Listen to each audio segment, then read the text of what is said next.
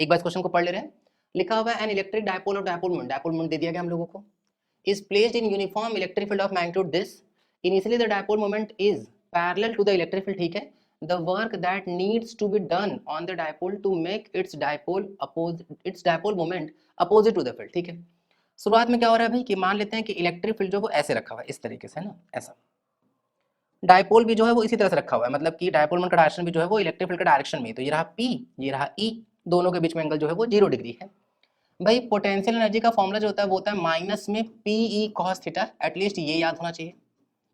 Work done by external agent जो होता है वो होता है प्लस में डेल्टा यू, और वर्क डन बाई जो इलेक्ट्रोस्टैटिक्स या कंजर्वेटिव फोर्स होता है वो होता है माइनस में डेल्टा यू। इतनी सारी बातें पता होनी चाहिए।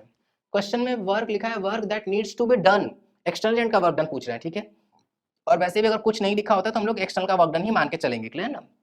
डेल्टा यू की बात करते हैं, क्या लिखेंगे, माइनस पीई फाइनल वाला कॉस थीटा, तो कॉस थीटा 2, फिर माइनस, भाई किसी भी चीज का चेंज होगा ना, फाइनल माइनस इनिशियल, इनिशियल क्या हो जाएगा माइनस में पीई कॉस थीटा में 1।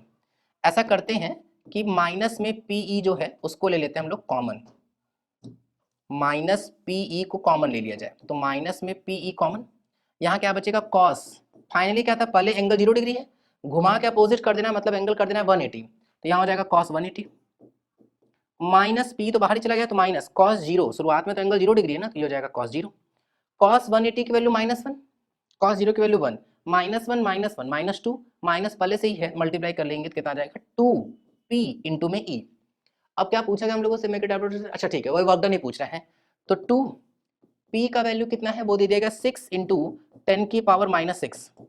इलेक्ट्रिक फील्ड की बात करें तो वो कितना है 10⁻6, मल्टीप्लाई करेंगे तो ये कट आ जाएगा, क्लियरली जवाब क्या आ जाएगा 12 जूल आ जाएगा, 12 जूल, ठीक है ना। तो यहाँ क्या आ जाएगा, यहाँ आ जाएगा 12, क्लियर है ना।